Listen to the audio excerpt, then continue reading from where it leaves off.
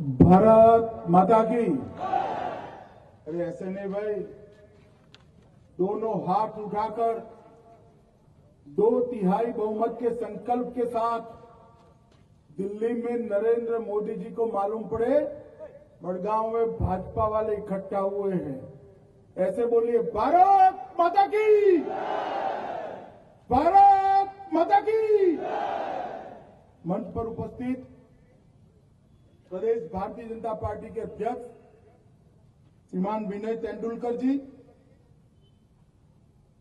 भारत के रक्षा मंत्री और गोवा के दिग्गज नेता श्रीमान मनोहर पर्रिकर जी, आयुष मंत्री, यहां के सांसद श्रीपाद नाइक जी, गोवा के ही सांसद श्री नरेंद्र, अरे भाई खींचने दो फोटो, वो सिक्योरिटी वाले चले जाएंगे 2 मिनट में।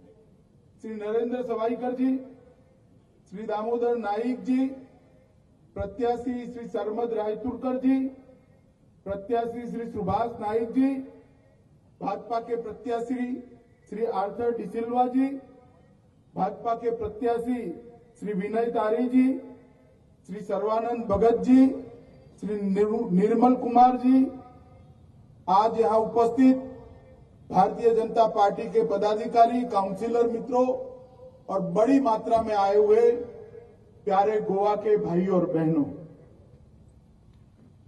4 तारीख को गोवा में चुनाव है और सिर्फ गोवा में नहीं है, देश के 5 राज्यों में चुनाव है। पश्चिम से गोवा से लेकर ठेठ पूर्व में मणिपुर तक, उत्तर प्रदेश, उत्तराखंड, पंजाब, ये सब जगह पे चुनाव है। ये 4 तारीख को गोवा की जनता ने तय करना है कि अगले 5 साल के लिए एक खूबसूरत गोवा का शासन किस पार्टी के हाथ में रहे। मित्रों, आपको चयन कांग्रेस और भारतीय जनता पार्टी के बीच में नहीं करना है, आपको पसंदगी करनी है कि भ्रष्टाचार चाहिए या विकास चाहिए। इस पर गोवा ने मत डालने हैं 4 तारीख को। 4 तारीख को गोवा की जनता ने तय करना है कि 10 साल में 12 से ज्यादा मुख्यमंत्री देने वाली कांग्रेस चाहिए या स्थिर सरकार और विकास देने वाली भारतीय जनता पार्टी चाहिए। मुझे मालूम है मित्रों कि 5 साल में भारतीय जनता पार्टी की सरकार ने गोवा के अंदर जो विकास किया है और 2.5 साल के अंदर देश में नरेंद्र मोदी सरकार ने, भाजपा सरकार ने जो विकास किया है, गोवा की जनता इस बार 2/3 बहुमत से भारतीय जनता पार्टी को विजयी बनाएंगे। और मित्रों, मैं आपको पार्टी के अध्यक्ष के नाते कहने आया हूं, एक बार गोवा की जनता स्थिर सरकार बना दे, 2/3 बहुमत से भारतीय जनता पार्टी की सरकार फिर एक बार ला दे, हम गोवा को देश का मॉडल स्टेट बनाकर दुनिया के सामने प्रस्तुत करना चाहते हैं। अभी विगत 3-4 महीनों में कांग्रेस की भी सबसे बड़ी नेता सोनिया जी भी गोवा आई और नरेंद्र मोदी जी भी गोवा आए। नरेंद्र मोदी जी गोवा आए तो बड़े बड़े इंफ्रास्ट्रक्चर के प्रोजेक्ट का उद्घाटन करने के लिए, और सोनिया जी गोवा आई तो आराम करने के लिए गोवा आई। दोनों पार्टी का भविष्य एक दोनों नेताओं ने गोवा की जनता के सामने रख दिया है। अगले 5 साल भारतीय जनता पार्टी ने विकास करना है और अगले 5 साल कांग्रेस ने आराम ही आराम करना है।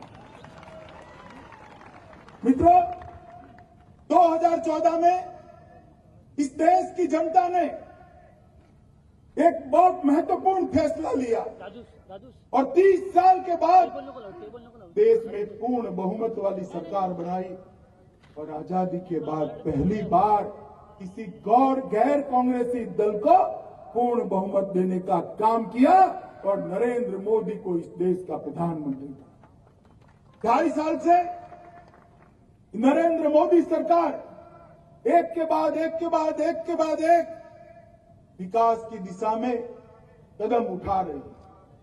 चाहे वो इंफ्रास्ट्रक्चर का बढ़ावा करना हो, चाहे रोजगारी देनी हो, चाहे गरीबी उन्मूलन का काम हो, चाहे जन धन योजना से गरीब को जोड़ने का काम हो, चाहे गोवा के अंदर बड़े ब्रिज बनाने हो, मझगांव डॉक के अंदर बड़ा ऑर्डर देकर यहां पर रोजगारी की उपलब्धि करानी हो। मित्रों, नरेंद्र मोदी सरकार ने 2.5 साल के अंदर जितना कांग्रेस ने 50 साल में योजनाएं बनाकर विकास का प्रयास नहीं किया था, इतना 2.5 साल में किया। और अभी कांग्रेस के नेता राहुल बाबा को मैंने एक बार सुना। राहुल बाबा कहते थे, मोदी जी आपने 2.5 साल में देश को क्या दिया? अरे राहुल बाबा, हमें तो 2019 में हिसाब देना है।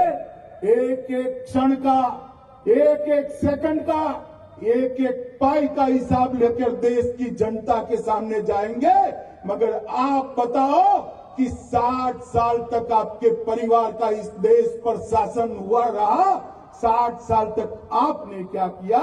ऐसा देश बना दिया जिस देश में 60 करोड़ लोगों के पास अपने घर में एक भी बैंक अकाउंट नहीं है। ऐसा देश आपने बनाया। हमने 1 साल के अंदर 20 करोड़ लोगों को बैंक अकाउंट देकर हर घर में बैंक अकाउंट पहुंचाने का काम किया। राहुल बाबा, आप हमें पूछते हो, हमने तो क्या किया इसका हिसाब हम देंगे।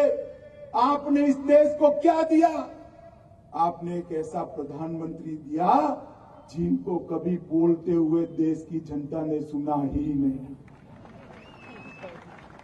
हमने एक ऐसा प्रधानमंत्री दिया जो देश की समस्या पर, हर समस्या पर देश की जनता के साथ खड़ा है, संवेदना के साथ, सुख में दुख में, चाहे वो फेस्टिवल का मौसम हो, चाहे गम का प्रसंग हो। इस देश का प्रधानमंत्री जनता के साथ खड़ा है। आपने 10 साल के अंदर, चाहे वो यूपीए की दिल्ली की सरकार हो, सोनिया मनमोहन की सरकार हो, चाहे गोवा के अंदर दिगंबर कामत की सरकार हो, 10 साल के अंदर 12 लाख करोड़ रुपए का करप्शन इस देश के माथे पर था। और मित्रों, कांग्रेस बहुत समानता में मानती है। आप आश्चर्य मत होगा, मैं इनकी समानता समझाता हूं।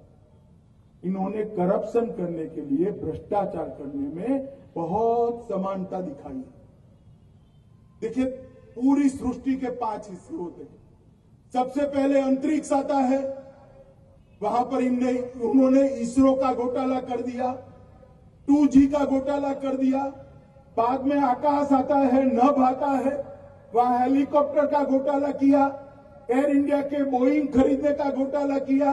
बाद में जमीन आती है तो आदर्श सोसाइटी का घोटाला किया, CWG का घोटाला किया।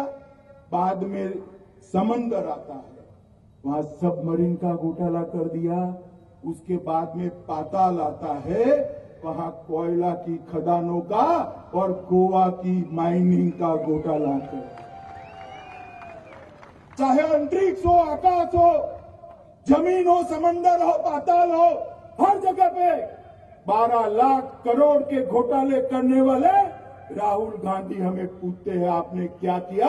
राहुल बाबा सुन लो, 2.5 साल में नरेंद्र मोदी सरकार पर, 5 साल में भाजपा की परिकर परसीकर सरकार पर भ्रष्टाचार का एक भी आरोप नहीं लगा है।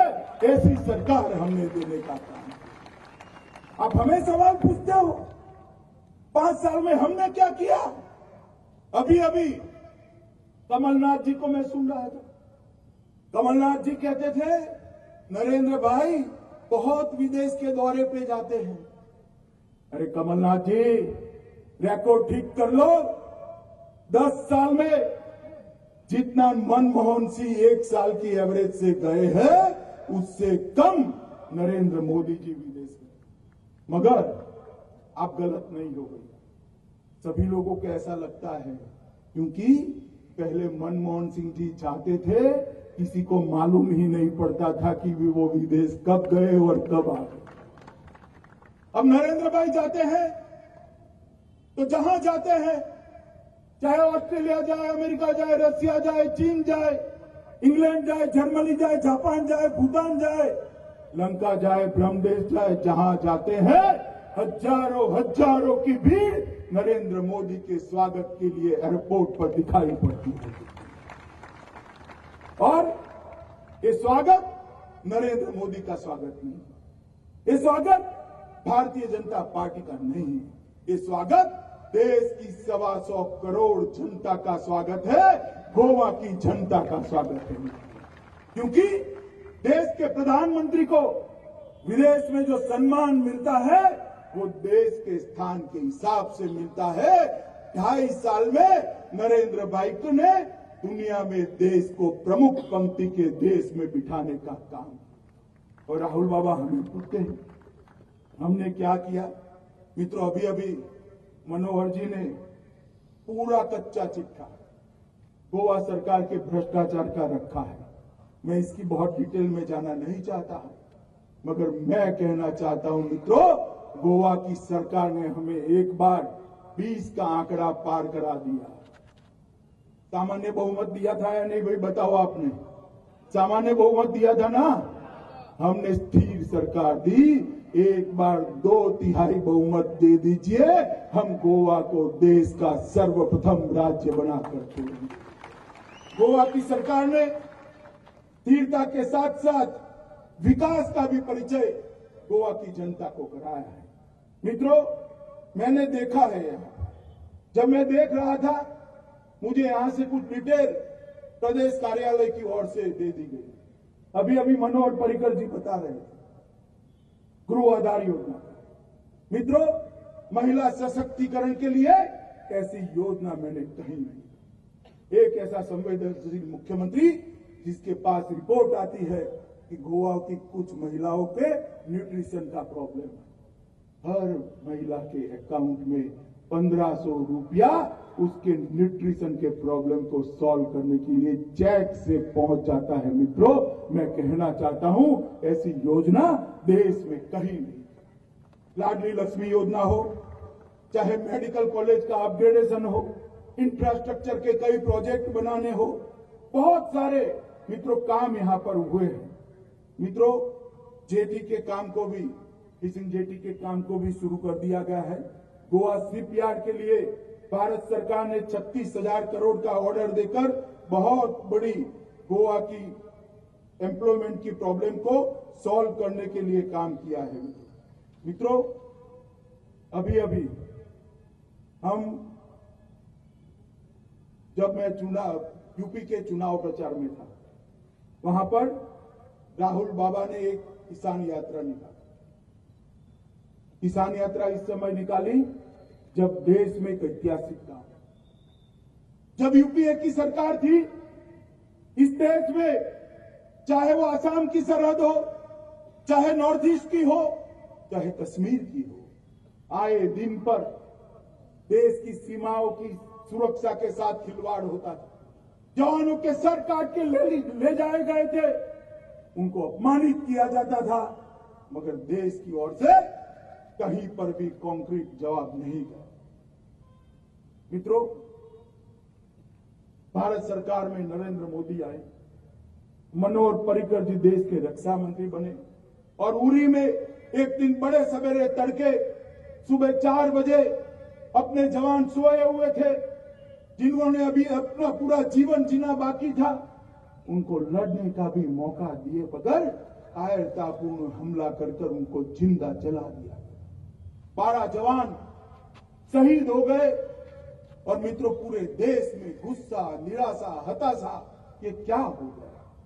पहले भी कई बार होता था, जब कांग्रेस की सरकार थी तब कई बार हुआ, मगर उस वक्त थोड़े निवेदन हो जाते थे, पाक की राजदूत की ऑफिस में से हाई कमिश्नर की ऑफिस में एक आध को तलब कर वापिस भेज दिया जाता था और समाप्त हो। मगर इस बार भारतीय जनता पार्टी की सरकार थी, कांग्रेस की सरकार नहीं थी। प्रधानमंत्री नरेंद्र मोदी थे, रक्षा मंत्री श्री मनोहर पर्रिकर थे, और एक दिन सुबह पूरी दुनिया आश्चर्यचकित हो गई। एलओसी क्रॉस कर हमारे बहादुर बांकुरे पाकिस्तान के अंदर घुसकर आतंकवादियों को ठोककर बदला लेकर वापिस आए। ये परिचय है भारतीय जनता पार्टी की सरकार का। मित्रों, दृढ़ राजनीतिक इच्छा शक्ति वाला नेतृत्व और सीमा के सुरक्षा करने जवानों का शौर्य दोनों इकट्ठा होता है तो सर्जिकल स्ट्राइक। जब देश के जवान हथेली पे मौत को लेकर हिम्मत के साथ सीमा के उस पार जाकर आतंकवादियों को मारकर यहां आए थे, विजयी होकर आए थे, उस वक्त राहुल गांधी ने बयान दिया कि मोदी जी अब जवानों के खून की दलाली कर रहे हैं। मित्रों, इनको यह भी मालूम नहीं कि जवानों का शहीदगी ये दलाली का मुद्दा नहीं है। हमें बॉफोर्स जैसी आदत नहीं है, हमें वेस्टलैंड हेलीकॉप्टर जैसी आदत नहीं है, हमें स्कॉर्पियो सबमरीन जैसी आदत नहीं है। पहले अपना गरेबान राहुल गांधी आप देख ही लीजिए, अगर इतिहास मालूम नहीं है तो किसी को पूछ लीजिए। इस प्रकार के बयान देकर जवानों की वीरता को कलंकित मत करिए।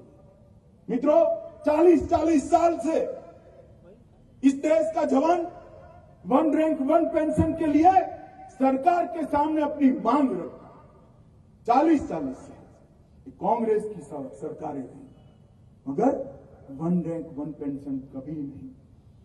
हमने 2014 में वादा किया था, अगर भारतीय जनता पार्टी की सरकार आती है तो वन रैंक वन पेंशन हम जवानों को जरूर देंगे।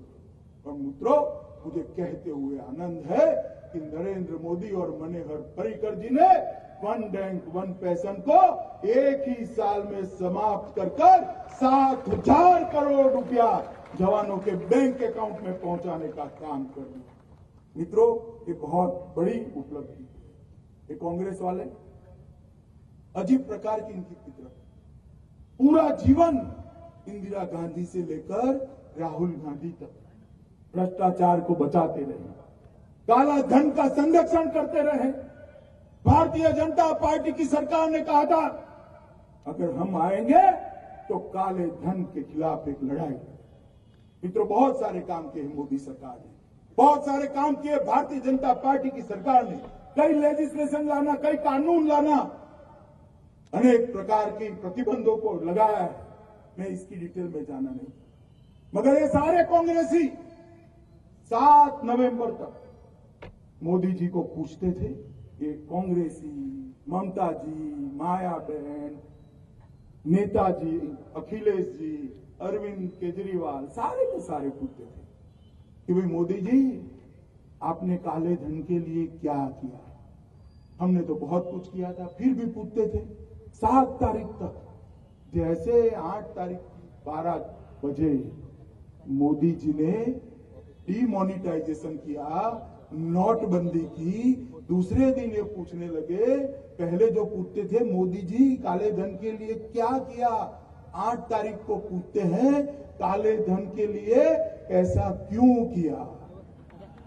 ये क्या किया से क्यों किया उनके चरित्र को दिखाता है।